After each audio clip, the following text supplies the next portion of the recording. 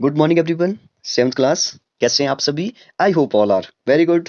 तो आज हम पढ़ेंगे हिमाचल की लोक संस्कृति का जो वो चैप्टर नंबर 5 अध्याय 5, हिमाचल का भौगोलिक परिचय एवं प्राकृतिक संसाधन। इसमें हम सबसे पहले स्कूल के बारे में डिस्कस करेंगे। स्कूल में जो वो एक फंक्शन पूर्ण राज्योत्सव दिवस जो वो वहाँ पे मनाया जा रहा है, बहुत ही धूमधाम से। वहाँ पे मुख्य अतिथि आते हैं, इसके बारे में थोड़ा सा हम डिस्कस करेंगे। उसके बाद देखेंगे हम हिमाचल का मानचित्र, हिमाचल की भौगोलिक दृष्टि, मतलब कि हिमाचल के बारे में हम लोग डिस्कस करेंगे। प्राकृतिक संसाधनों के बारे में डिस्कस करेंगे, जैसे कि हिमालय की पहाड़ियों के बारे में डिस्कस करेंगे। हिमाचल में कौन कौन सी नदियां हैं उसके बारे में डिस्कस करेंगे, कौन सी सबसे बड़ी है, कौन सी सबसे छोटी है, किस में सबसे ज्यादा जल है, तो वो हम डिस्कस करेंगे। और हम ग्लेशियर के बारे में डिस्कस करेंगे, जिन्हें हम सिगड़ी भी बोलते हैं। बड़ा सिगड़ी कौन सा है उसकी हम डिस्कस करेंगे। कौन कौन सी खड्डे हैं उसकी हम डिस्कस करेंगे। जलवायु की बात करेंगे, झीलों की बात करेंगे, हिमाचल में घाटियों की बात करेंगे, जड़ी बूटियों की बात करेंगे, और जंगलों की बात करेंगे। तो बहुत कुछ जो वो हम इस चैप्टर में पढ़ने वाले हैं। बहुत ही इंटरेस्टिंग, बहुत ही इंपॉर्टेंट चैप्टर है। तो चलिए स्टार्ट करते हैं। सबसे पहले देखिए यहाँ पे क्या लिखा है। सबसे पहले लिखा है दृश्य।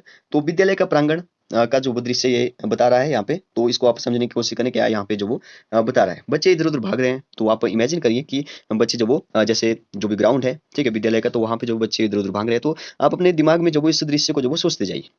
आगे देखिए, तभी जो वो आपको ये चैप्टर जो वो इंटरेस्टिंग लगे। आगे देखिए, कुछ छात्र छात्राएं जो वो आपस में बातचीत कर रहे हैं, ठीक है। आगे नीरज है कोई, ठीक है। तो ये बोल रहा है कि आज विद्यालय कैसा सजा हुआ था, कितना सुंदर लग रहा है ना। तो नीरज जो वो अंचल से बोल रहा है कि आज विद्यालय जो वो कितना अच्छा लग रहा है, कितना सुंदर लग रहा है। तो अंचल बोल रही है क्यों ना सजे। आज हिमाचल प्रदेश में पूर्ण राज्योत्सव दिवस जो वो मनाया जा रहा है। तो पूर्ण राज्योत्सव दिवस जो वो मनाया जा रहा है। तो पूर्ण राज्य का दर्जा जो वो हिमाचल को कब मिला था, तो आपको पता होना चाहिए। 25 जनवरी 1971। तो साथ साथ में आपको जो वो इंपॉर्टेंट डेट्स और कुछ इंटरेस्टिंग फैक्ट्स भी बताते जाऊंगा, तो उनको भी आपने याद रखना है। तो 25 जनवरी 1971 को जो वो हिमाचल को पूर्ण राज्य मिला था, फुल स्टेटहुड मिला था। तो ये बोल रहा है कि पूर्ण राज्यत्व दिवस जो वो मनाया जा रहा है, इसे तो हम हर वर्ष जो वो बड़ी धूमधाम से मनाते हैं, तो क्यों ना सजेगा। तो आगे आगे अमन बोल रहा है, हमें न केवल इस दिवस को मनाना चाहिए। तो अमन बोल रहा है कि हमें न केवल इस दिवस को मनाना चाहिए, बल्कि इस कार्यक्रम में बताई गई बातों को अपने जीवन में भी अपनाना चाहिए। सुना है इस कार्यक्रम में कि मुख्य अतिथि इसी विद्यालय से सेवानिवृत्त प्रधानाचार्य हैं, ठीक है। तो वो वहाँ पे जो भी मुख्य अतिथि आ रहे हैं, वो इसी विद्यालय से जो वो रिटायर रिटायर हो चुकी जो वो प्रधानाचार्य है, प्रिंसिपल है, ठीक है। वे एक बहुत ही विदुषी महिला है, ठीक है। वे जरूर जो वो कुछ रोचक बातें बताएंगी, हम ध्यान से सुनेंगे। तो आगे कमल बोल रहा है कि वो देखो, बे आ रही है। अरे स्कूल की एनसीसी यूनिट भी तैयार हो चुकी है, चलो चलो जल्दी से चलते हैं। तो आप यहाँ पे देखते हैं एनसीसी वाले यहाँ पे खड़े हुए हैं, परेड कर रहे हैं, ठीक है। नेक्स्ट पेज नंबर है 25। तो आगे जो वो अशोक है, अशोक बोल रहा है कि हम सब सुनेंगे तो जरूर, लेकिन तुम्हें याद नहीं कि हमें प्रधानाचार्य ने मेहमानों एवं आगंतुकों के स्वागत सत्कार का कार्य भी सौंप रखा है। तो जैसे हमारे स्कूल में कुछ फंक्शन होता है, तो वैसे कुछ बच्चों को जो वो जिम्मेवारियां दी जाती है कि आपने ऐसा करना है, आपने इनका ख्याल रखना है, चाय देनी है, ठीक है, पानी देना है। तो ऐसे हम, तो वैसे ही अशोक बोल रहा है कि हम सुनेंगे तो जरूर, लेकिन मेहमानों का जो स्वागत है वो भी हमें करना है। तो मेघा बोल रही है चलो सब जल्दी चलो, अपने विद्यालय से पूछते हैं कि वे क्या निर्देश दे रहे हैं। नेक्स्ट है अध्यापक। बच्चों, आपको जो कार्य प्रधानाचार्य महोदय ने सौंपा है उसे सही तरीके से निभाना। तो अध्यापक बोल रहे हैं वो देखो, लोग तो फूलों की क्यारियों के बीचों बीच निकल रहे हैं। अशोक, दौड़ कर जाओ, नहीं तो थोड़ी ही देर में ये फूलों के पौधों को कुचल देंगे। भागो, इन्हें जल्दी रोको, नहीं तो इससे पर्यावरण का नुकसान होगा। तो आगे बढ़ते हैं। तो अशोक, नमस्ते जी, कृपया फूलों की क्यारियों की रक्षा में हमारी मदद करें तथा रास्ते से ही जो वो सभा स्थल की ओर जाएं। तो अशोक बोल रहा है कि रास्ते से ही जाएं, फूलों की क्यारियों से ना जाएं। सभा स्थल पर कुछ छात्र छात्राएं अतिथियों को पानी पिला रहे थे, तो उन्हें कुछ जो वो बिठा रहे थे, ठीक है। इतने में मुख्य अतिथि सभा स्थल पर पहुंचे। सभी बच्चों ने खड़े होकर तालियां बजाई। जैसे हम लोग भी कुछ मुख्य अतिथि आते हैं तो वहां पे तालियां बजाते हैं, तो वैसे ही तालियां बजा रहे हैं बच्चे, और उनका स्वागत किया। तभी पाठशाला के प्रधानाचार्य ने मंच पर आकर मुख्य अतिथि का स्वागत किया और परिचय दिया। उन्होंने मुख्य अतिथि को मंच पर बुलाया। आगे देखिए क्या लिखा है। मुख्य अतिथि, तो मुख्य अतिथि जो मंच पर आगे हैं, तो मुख्य अतिथि जो वो यहाँ पे बोलना शुरू कर रहे हैं, तो उनकी बातें आपने भी ध्यान से सुनी है, तो वो बच्चे भी ध्यान से सुन रहे हैं, तो आप भी ध्यान से सुनिए। प्यारे बच्चों, इस विद्यालय में प्रतिवर्ष जो वो इस दिन यह कार्यक्रम जो वो आयोजित किया जाता है, तो हर साल आता है। इस वर्ष में जो वो आपको हिमाचल प्रदेश से जुड़ी कुछ जानकारियां देना चाहती हूँ, ठीक है, जानकारियां देना चाहती हूँ। बच्चों, भौगोलिक दृष्टि से चंबा, कुल्लू, मंडी, बिलासपुर, कांगड़ा, सिरमौर आदि के क्षेत्र जो वो आयुध जीवी संघ के नाम से जाना जाता था, ठीक है। तो बच्चों, हिमाचल प्रदेश पर्वत श्रृंखलाओं में बसा प्रदेश है। इस प्रदेश को 3 प्राकृतिक खंडों में विभाजित किया गया है, बाह्य हिमालय, मध्य हिमालय और महान हिमालय या बृहत्तर हिमालय, ठीक है। तो याद रखिए, 3 भागों में जो वो हिमाचल को बांटा गया है, ठीक है। बीच में हो गया मध्य, और एक हो गया बाह्य, और एक हो गया महान हिमालय, ठीक है। तो इसको आप याद रखिए। नेक्स्ट है राज। तो राज बोल रहा है कि अशोक, हमने ऐसा भौतिक विभाजन भारत के संदर्भ में भी पहले भी पढ़ा है, ठीक है। तो भारत के बारे में तो पढ़ा है, लेकिन हिमाचल के बारे में भी सुनो। आगे लिखा है, मानचित्र की सहायता से बाह्य, मध्यवर्ती और महान हिमालय में स्थित हिमाचल के जिलों के नाम लिखो। तो आपने सोचना है कि बाह्य में कौन आएगा, मध्य में कौन कौन जिले आएंगे, तो आगे हम डिस्कस करेंगे। मुख्य अतिथि, पहले चैप्टर को पढ़ते हैं क्योंकि चैप्टर जो वो काफी बड़ा है, तो यहाँ पे हम लोग जो वो जब क्वेश्चन आंसर आएंगे वहाँ पे फिर से जो वो डिस्कस करेंगे।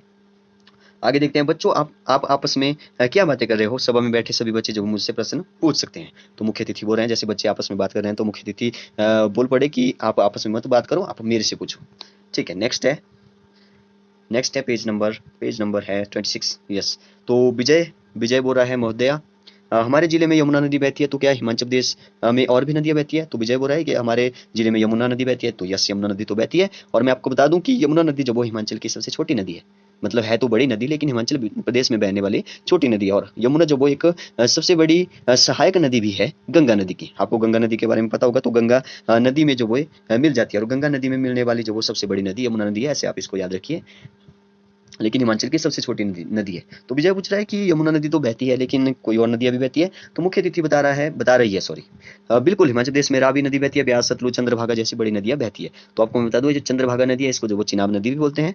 तो रावी, ब्यास, सतलुज, चंद्रभागा और यमुना 5 नदियां है मुख्यतः, ठीक है, जैसी बड़ी नदियां बहती है। इसके अलावा प्रत्येक जिले में बहुत सी छोटी नदियां बहती है, ठीक है, बहुत सारी छोटी नदियां बहती है। जैसे मंडी में जो वो सुकेती, आपने नाम सुना होगा, ठीक है। और खड्डे भी बहती है, इसमें कोई खड्डे भी बहती है, ठीक है। इसमें से बनेर होगी, पब्बर होगी, बहुत सी बारहमासी नदियां भी बहती है। तो इनको आप याद रखिए, जो वो सहायक नदियां हैं। नेक्स्ट देखिए, आगे लिखा है, अध्यापक की सहायता से आप अपने जिले की खड्डों की सूची बनाइए। तो आपके आसपास जो भी खड्डे हैं उनको जो वो आप टाइप करके जो वो मुझे सेंड कर सकते हैं कि आप आपके आसपास कौन कौन सी झीलें हैं, कौन कौन सी मतलब खड्डे हैं, कौन कौन सी नदियां बह रही हैं, उनके आपने नाम बताने हैं, ठीक है। नेक्स्ट है कल्याण। तो कल्याण बोल रहा है, महोदया बारहमासी नदियां क्या होती है। तो अच्छा क्वेश्चन है, बारहमासी नदियां क्या होती है। तो मुख्य अतिथि बोल रहा है, कल्याण शायद तुम्हारे घर के पास से कोई खड्ड जो वो जरूर बहती होगी, ठीक है।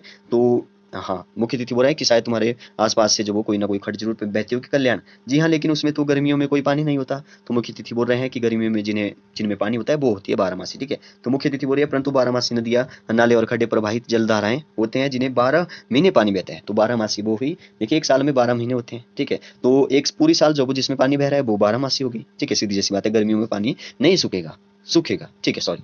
तो महीने पानी बहता है। जानते हो हिमाचल में बहने वाली नदियां बड़े बड़े ग्लेशियरों से निकलती है। तो हिमाचल में जो बड़ी बड़ी नदियां हैं वो ग्लेशियर से निकलती है, याद रखिए, ग्लेशियर से निकलती है। ग्लेशियर मतलब बर्फ के बहुत बड़े बड़े पहाड़ बन चुके हैं। तो इन ग्लेशियरों को स्थानीय भाषा में सिगड़ी कहा जाता है। याद रखिए, ग्लेशियर को हम लोग जो वो क्या बोलते हैं स्थानीय भाषा में, तो सिगड़ी बोलते हैं। तो इन हिम नदी से रिसने वाला पानी ही इन नदियों में बहता है। तो आगे देखिए, एक इंटरेस्टिंग फैक्ट यहाँ पे लिखा है, हिमाचल का सबसे बड़ा ग्लेशियर, तो इसको बड़ा सिगड़ी के नाम से भी जाना जाता है क्योंकि ग्लेशियर को सिगड़ी बोलते हैं। तो लाहौल स्पीति जिले में है, लगभग 25 किलोमीटर लंबा है। तो याद रखिए 25 किलोमीटर, मतलब कि जैसे रिवाल्सर से मंडी है, तो रिवाल्सर से मंडी जितनी भी डिस्टेंस है 24 या 25 के आसपास डिस्टेंस है, तो उतना लंबा वो ग्लेशियर ही है, मतलब बर्फ ही है, बर्फ का पहाड़ बन चुका है। तो इससे जो वो चंद्रा नदी निकलती है, और इससे जो वो अन्य ग्लेशियरों को भी, मतलब कि ऐसे ही अन्य ग्लेशियर की सूची भी आपने बनानी है। तो याद रखिए, चंद्रा नदी कहाँ से निकल रही है, वहां से ही निकल रही है।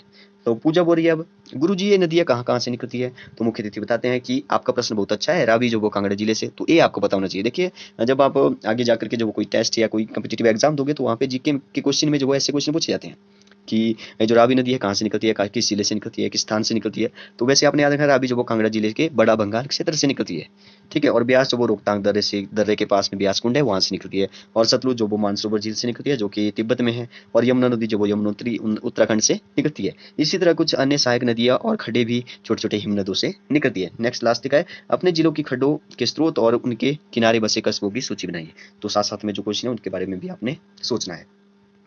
नेक्स्ट लिखा है राधिका। राधिका बोल रही है अब कि मान्यवर कृपया हमें बताएं कि गद्दी लोग अपनी भेड़ बकरियों के साथ जो वो पहाड़ों में मैदानों की ओर कैसे कैसे रास्ते से आते हैं। तो ये भी काफी अच्छा क्वेश्चन है कि जो गद्दी लोग होते हैं वो जो वो पहाड़ों के रास्ते से जो वो मैदानों में कैसे कैसे आते हैं, ठीक है। तो मुख्य अतिथि बताते हैं कि बच्चों, गद्दी पहाड़ी दर्रों से अपने ही तरीके से पत्थरों के ढेर लगाकर रास्ता संकेतक दिखाने वाले। जैसे आपने देखा होगा कि जैसे हम लोग भी कहीं मंदिर जाते हैं या कहीं भी जाते हैं, बड़ा ट्रैक होता है, जैसे 13 या 14 किलोमीटर का लंबा ट्रैक, तो वहाँ पे जो भी जाते हैं तो वहाँ पे ऐसे ऐसे पत्थर रख जाते हैं, ऐसे एक दूसरे के ऊपर। तो वो तो नहीं होता है ऐसे संकेत, लेकिन जो भी गद्दी होते हैं वो पहाड़ों से निकल के दूसरी पहाड़ी में ऐसे ऐसे चलते रहते हैं, तो उन्हें वो रास्ता भी याद रहना चाहिए। तो वो क्या करते हैं, ऐसे छोटे छोटे पत्थरों के ढेर जो वो ऐसे लगा देते हैं एक के ऊपर एक, ताकि आती बार उन्हें पता चल जाए कि यहाँ से ही हम लोग गुजरे थे। ठीक है, तो ऐसे जो वो संकेतक बनाते हैं, बनाकर मैदानी भागों में आते हैं। सर्दियों में पहाड़ों पर भारी मात्रा में हिमपात होने पर भेड़ बकरियों के लिए चारे की समस्या और बहुत अधिक ठंड होने के कारण ये लोग जो वो शीत ऋतु आरंभ होने से पहले ही मैदानी इलाकों की ओर चल पड़ते हैं। जानते हो, पर्वतारोही एवं भूगोलवेत्ता इन्हीं दरों से एक स्थान से दूसरे स्थान पर जाते हैं, आनंद करते हैं और अध्ययन करके इन क्षेत्रों की नई नई जानकारियां हम तक पहुंचाते हैं। तो आगे देखिए क्या लिखा है, अपने अध्यापक की सहायता से हिमाचल के मानचित्रों के दर्रों की सूची तैयार करो। जो भी दर रहे हैं उनके बारे में भी डिस्कस हम लोग करेंगे। तो शिवानी बोल रही है अब कि अच्छा, ये जो सारे जो यहाँ पे नाम आ रहे हैं वो मुख्य अतिथि से क्वेश्चन पूछ रहे हैं एक एक करके।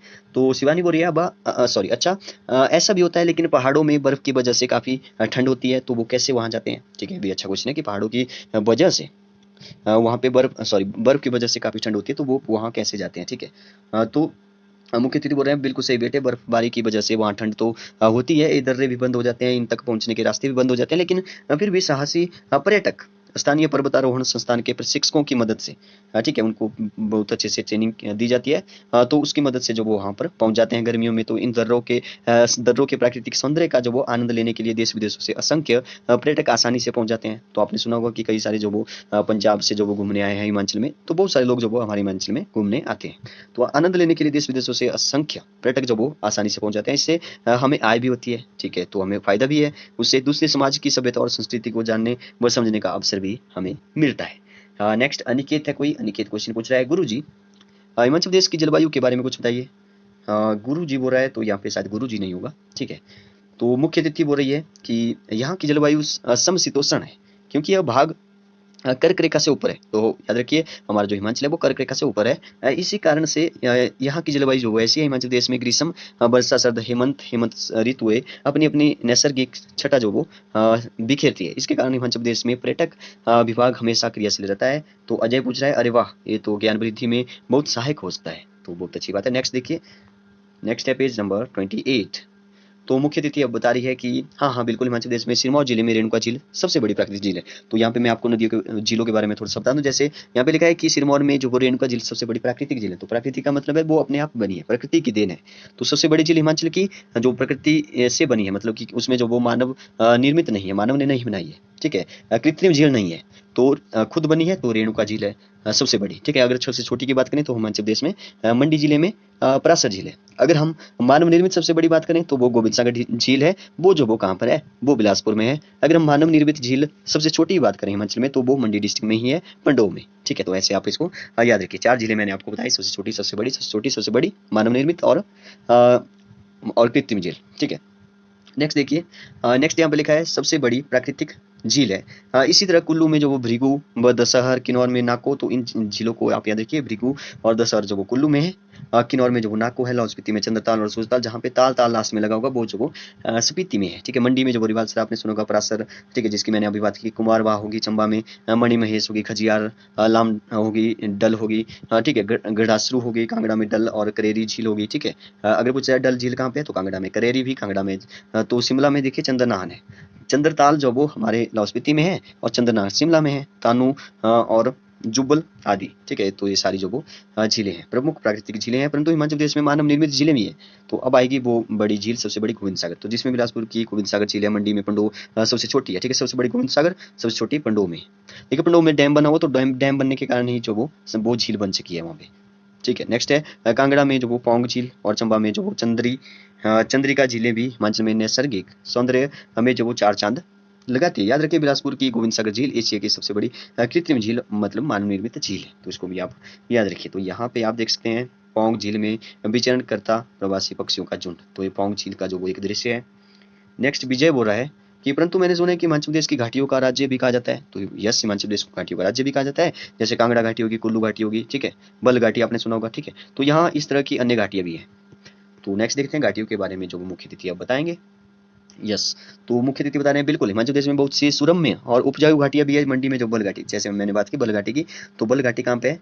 मंडी में है। बिलासपुर की जो बुधावी घाटी, किन्नौर में जो रोपा घाटी है, लाहौल स्पीति में पिन घाटी, तो पिन घाटी कहाँ पे है? लाहौल स्पीति में। सिरमौर में केरदून घाटी है, सोलन की जो कुनिहार घाटी है। तो ये घाटियां जो सभ्यता और संस्कृति की केंद्र है। इन घाटियों के बीच में से कुछ नदियां गुजरती है, जिनके कारण ये घाटियां अत्यधिक उपजाऊ है।